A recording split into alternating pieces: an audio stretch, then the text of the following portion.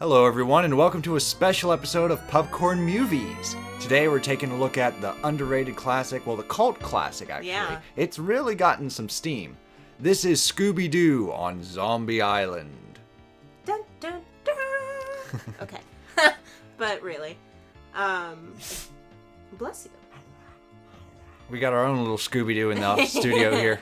Yeah. What's up little buddies? Little Weskers hanging out with us today. Alright, so Scooby Doo on Zombie Island. There's a fun story about how this came to pass. Way back when Turner bought like Warner Brothers and stuff like that, and like they wanted to create their own like cartoon cable company or whatever. Okay. So this was how... I've had Time Warner. Yeah.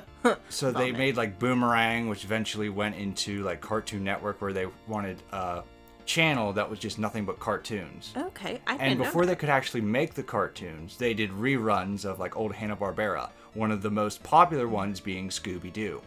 So we're talking like the early 90s here. They were played like quite a bit, and people were just like, oh, we love Scooby Doo. Scooby Doo is back. It's like doing well. The viewings are up. The rates are up. And they had the idea, like Warner Brothers like really took notice of this, and they were just like, hey, what if to celebrate their 30th anniversary we did a movie? And the only requirement was like have it ready for VHS, have it ready for home video release, but like take your time and make something unique and special. Yeah. So I think they did really good. Yeah, they really nailed it. Jim Strenstrom? He worked on A Pup Named Scooby Doo, which was like the last hurrah of the original Scooby Doo cartoons. Like there was like all these Scooby Doos from like the 60s onwards, and then like in the late 80s there was A Pup Named Scooby Doo. It won an Emmy. The creators of A Pup Named Scooby Doo more or less worked on this film. I think that really shows too, because of the style of the movie. Like, you can tell the characters are truly themselves. Mm-hmm. You know, it's a throwback, not like the newer Scooby-Doos where their personalities are just different. Yeah. You know, it's not anything as, you know, crazy, but as a Scooby-Doo fan, like, you can tell that they're when you watch the just newer different cartoons, enough that it's a little uncomfortable. You're just like, well, they wouldn't say that, or they wouldn't do that. Like, when you watch the newer cartoons, like, as good as they are, they feel like they're, like, modernized characters. Oh, absolutely. Whereas Zombie Island feels like the characters you grew up with grown up. Like, a few years have passed. Yeah, absolutely. And there was a huge debate between the writer and the director. It's just like, I want the supernatural in here. I want the twist to be like the monsters are real. And the writer's like, you're insane. You can't do that. That's the whole point of Scooby-Doo. Is a guy behind the mask. Right. And they went through like rewrite and like tone shift and storyboards, and like they constantly worked it out of like, hey, we want to get this supernatural, still have the mystery, so like kids can follow it along, but we want the supernatural to be like the big hook. Which I think, again, they nailed it. Like, the characters are all true to themselves and their original character flaws and who they are, you know, as a character, but it brings it into a more modern setting of, the monsters are real, but there still is a bad guy behind a mask. Yeah. You know, the mask just doesn't come off. Exactly. So, which I really appreciate how they incorporated that in, where it's the same idea with just a different execution, but everything is still really true to itself. Yeah. And the film did great. Like, once it like released on home video and stuff, it did a lot better than they just thought like it would be like passable, but they were just like, wow, these numbers are really good, we need sequels. But the studio did step in a bit this time, and it's just like, tone down the darkness. They're just like, that was a bit too much. Like, they were fine with it as is. They were just like, we'll accept it as is, we won't take any changes, we won't ask for like anything to be changed or removed. But they're just like, going forward, tone it down. Which I think is really interesting, because I didn't see this movie as a kid. You know, I was an adult when I saw it. So, to me, it does have a lot of darker tones, but it's not overwhelming. Like, it's not something that I feel kids would be scared of at night. You know, I think that, they'd be a little freaked out when they watch it, but it's not nightmare-inducing. Because the good... close. Yeah, I mean... I saw it as a kid. The good guys still win in the end. You know, that doesn't blot out the spooky imagery. Maybe I'm just really creepy in general. So let me just go over the general plot before I go into the cast, because it's a very interesting cast with this movie. Okay, so the plot basically takes place like a couple months to years after the mystery gang disbands.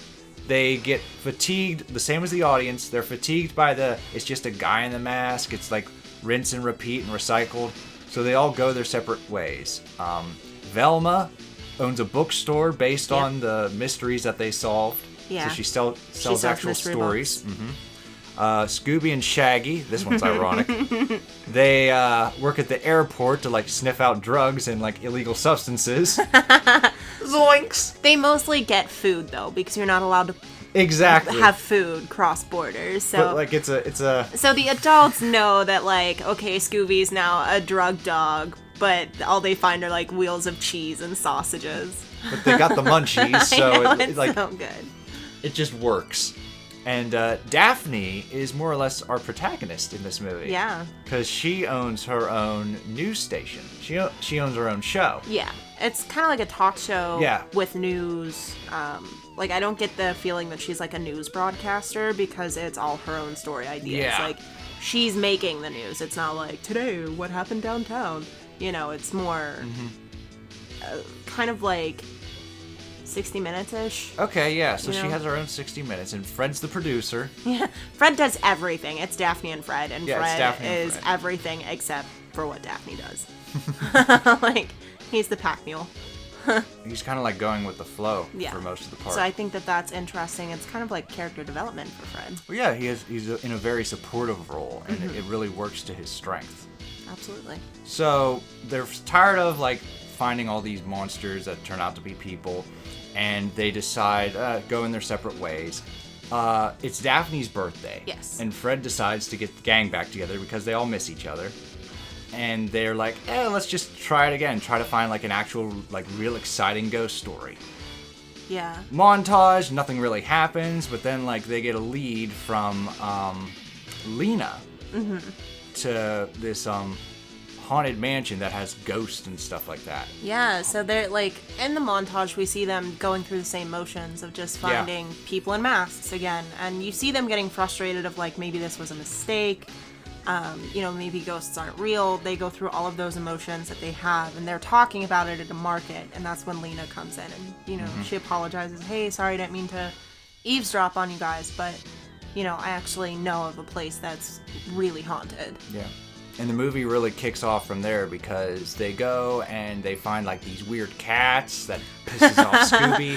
And the lady is very much a cat person, so she's like, get that dog away from me. Yeah, I thought that was funny because, I mean, Scooby is very like humanized. You know, they dress him up in costumes and people think he's a person, and then all of a sudden he gets this very dog-like quality of like, cat, and chases these cats around, and the whole island that they go to, that this mansion is on, is just full of cats. So it's a really funny aspect to see Scooby be dog-like and chase these cats and bark at them, and then they're every time the mistress of the mansion is like, get that dog, and he's like, a dog? Where? Like, where? He doesn't understand that he's a dog, but he's still chasing cats. And as they stay in the mansion and they put more pieces together, ghosts and zombies start like trying to like scare them off, and the plot really like kicks forward. I think the part about the plot that I love so much is it's always Scooby and Shaggy. Like, they're the ones that find the ghosts and the zombies first. And it's almost like the rest of the gang doesn't quite believe them. They're like, really, guys? Are you sure? And they're just like, no, really, like, it was a zombie. And they go to check and nothing's there. So it creates a lot of tension and doubt in the group as well. Like, they're always going to go check on him when he's, you know, screaming. Yeah. But at the same time, they're like, oh, well, what is it now? So I really love that it's always Scooby and Shaggy that find the ghosts and the monsters first. Yeah, they get them first, and then like everything else comes to the other characters. But like, it's great. And about our cast, Fred is the only original voice actor from the original team. The guy who did the voice of Scooby, what's his name? Like Don Messick? Messick. Don Messick? Yeah, he passed away not long before this movie was in production. And they got Scott Ines. And Scott Ines has been voicing Scooby Doo for a while. I don't think he's the current voice, but he did it for like all of those VHS tapes. Which, honestly, like, the Scooby voice is the one that I have the hardest time being like, hey, that's a different voice actor. Because so many people can imitate Scooby Doo. Like, you imitate Scooby Doo a lot. And it's like, I'm not that great at hearing the differences. And in this one, if you didn't bring up that fact, like, I wouldn't have known. I wouldn't have known it wasn't the same actor. Wow. You know, I thought that it was really good. But again, I'm not that great at differentiating voices. But I could tell some of the other characters were different. Yeah, Scott Innes also did the voice of Shaggy in the later films. Because Billy West, who did the voice of Shaggy in this movie, this was his only time voicing Shaggy. Like, he was a last-minute addition because Casey Kasem was being a bit of an asshole. Yeah, he, like, wanted Shaggy to be vegan. Yeah, because he was going vegan, so he was just like, I don't want to voice Shaggy. I'm just like, Shaggy's not you, dude. You're just voicing the character. And they already, like, animated him eating, like, a lot of sandwiches and stuff. And they're just like, well, we're not going to get rid of it, so either you deal with this, and Casey wouldn't budge. So they brought in... Isn't there, like, Billy. a cartoon or a movie where, like, Shaggy does try to go vegan or something, or like he's given a vegan burger or veggie burger? That's or something? in the movie. Okay, I remember seeing one of those where he's like, this isn't meat. You know, he gets upset The because Sarah it's Michelle not. Gellar CG live action movie. That's kind of one of those weird. We'll talk about that some other time. Yeah. We're talking about a good movie this a good time. Scooby Doo movie. Cough, cough. B.J. Ward did Velma Dinkley. She actually voiced Velma before in like a short with like Johnny Bravo.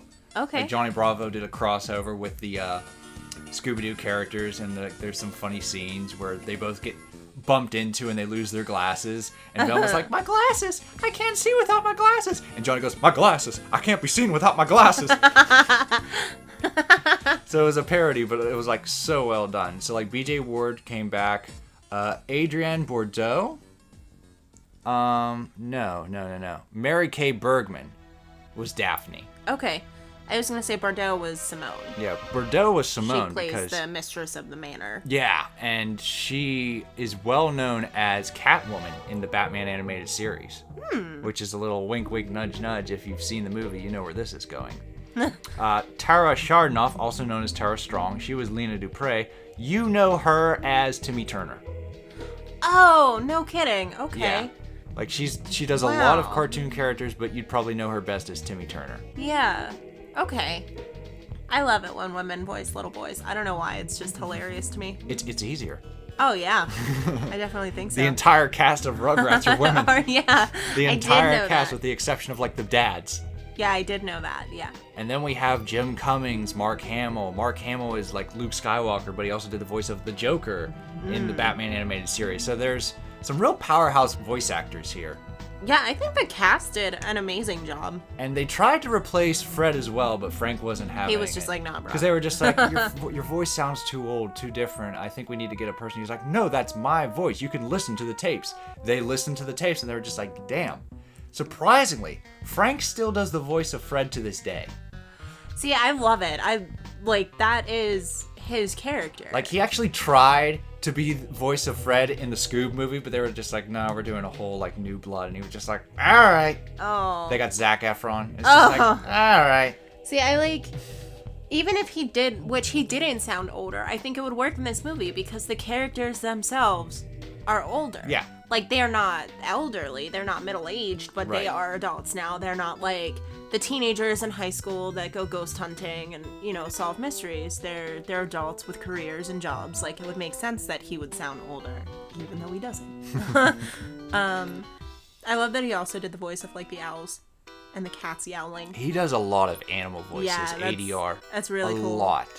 Like Abu from Aladdin. I love it. That was Frank. He's talented. He was the cricket in Mulan. Oh, yes. I love it. Frank is just a talent. We'll be talking about him a lot because he's just like little minor characters in like every children's movie you've ever seen. Wait, was he Nibbler in Futurama? Oh, he might have been. I think he was Nibbler in Futurama, too. I'll have to check that out, but yeah, overall, small cast, but a powerful cast.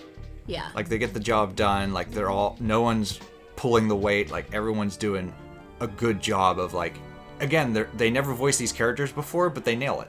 Well, I definitely think, like, in all honesty, and correct me if I'm wrong, Scooby Doo is one of those cartoons where that's probably the easiest cartoon to get new actors that can nail the characters. Probably. Because who doesn't love Scooby Doo? Yeah. Like, I mean, you could not like the newer ones, the newer cartoons, but absolutely adore the ones from the 90s and the ones from the 60s. You know, that's something that, like, I remember being a kid, and one of the first impressions, other than a Wookiee, I tried to do was Scooby Doo. Scooby Doo, yeah. So it's like, those are just different things that, like... Voice impressions 101. Yeah, Everyone it's wants like, to go, zoinks! Right. Jinky! So it's always, you know, it's always Scooby Doo that people try and imitate first. So I definitely am not surprised that these people, it's the first time, with the exception of Frank, voicing these characters, and they crush it. Like, they capture the characters beautifully because it is such an epic cartoon. Mm-hmm.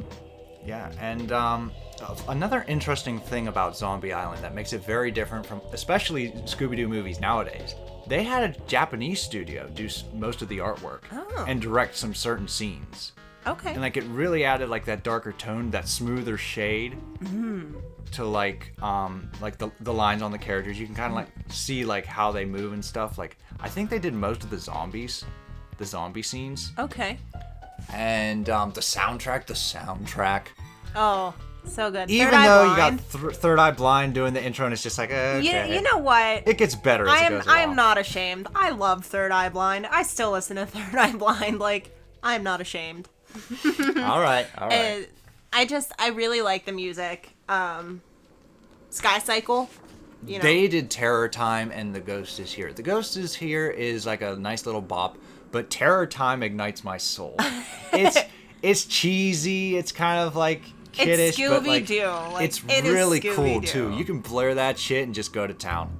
That song is amazing. I'm pretty sure we have. Just like driving. I have it on my Halloween playlist. Terror Time comes on and you're just like, the radio goes up all the way and we're just like, okay, let's windows down and just scream this at passerbys. Yeah. It's an amazing song, and it's lightning in a bottle because they tried to record it again and already they were sounding a little hoarse. But it was cool that they actually re-recorded the song years later. Yeah. So that was a nice feature. But, yeah, that is Scooby-Doo on Zombie Island. For me, this is, like, peak Scooby-Doo. This is the best. If you were to watch one thing Scooby-Doo related and never see anything else, I'd pick Zombie Island in a heartbeat. It's excellent. It has the tone. It has, like, a wonderful twist. It's clever. It has, like, very well-placed jokes. Oh, absolutely. To where it doesn't take away this creepy tone, but it does, like, mellow things out to where you're not too frightened. It's well performed. It's well scored. Like, I can't find a flaw in that movie. It's just like perfection. You can tell that they took their time. Yeah. And not having a studio like screw with it. Right. Really benefited the final product. They were able to develop all of their ideas. Yes. So without someone being like, well, my 5-year-old won't like that, so we're gonna take it out. Versus them just doing what was intended. Yeah. And I think that's probably why it didn't have a sequel. Like a second part to Zombie Island. Correction. It actually does. Oh, Apparently, it's absolutely horrible. It's called Return to Zombie Island. It was released a few years ago. Oh. And people tear into it. We can watch it and tear into it someday. Oh, man. But you could just look at the trailer. And just know it's bad. Oh, yeah. Okay. Because the zombies look like generic zombies. They don't look like... They don't have a personality. It's not so much the personality, it's the design, how they look. Because how the zombies look in this movie is very important to the plot. Especially rewatching, like, everything clicks. Well, yeah, because, I mean, even without giving everything to the movie away, like, you can tell the zombies are all from different eras. Yes. They have different costumes. Like, they are different characters themselves. Mm-hmm. It's not just like, I'm a zombie. Yeah, and it's entirely important to the plot. You have the pirates that are dressed as pirates from different eras. You have, like, almost the mobster-looking guys with the fedoras and the suits and such from, like, the 1930s. And then you also have tourists, like the lady wearing the pink dress with the camera on the hat, like, carrying a purse. Like, I love that aspect, that they're all from different eras, because you see how long this has been going on for, without being like, it's been 300 years. Like, you can just look at the zombies and be like, oh, time has passed. Okay, so this has been an issue for a while, which I think is, like, one of those nice little features of the movie where you're not over explaining things. Yeah, it also gives strength to the antagonist when they come into frame. Yeah. Like, it's excellent. Yeah, I would definitely, I would adopt this movie. I wouldn't put it in a shelter or put it down. It definitely deserves to be adopted. Yeah, this is a movie that deserves to be adopted. Okay, so if there are any other Scooby Doo related movies or specials that you think we should do a video on, comment down below. Give us your thoughts on Scooby Doo on Zombie Island. Any final thoughts? I would love to hear what people think about it because I really enjoyed it. So I'm kind of curious to see if someone doesn't like it, to see why, because I do think they do everything really well. So yeah, when we go to the other Scooby Doos, there are some flaws that I'll address because next up we know you'll address them Scooby Doo right away. and the Witch's Ghost. So Scooby Doo. You hear the screeching of an owl, you hear the wind begin to howl. You know there's zombies on the prowl, and it's terror time again. They've got you running through the night. It's terror time again, and you just might die of fright. It's a terrifying time. Yeah, that's the one you want because it gets everything around. Cool. So, and I think we're both the same distance away from... I hope that shows up.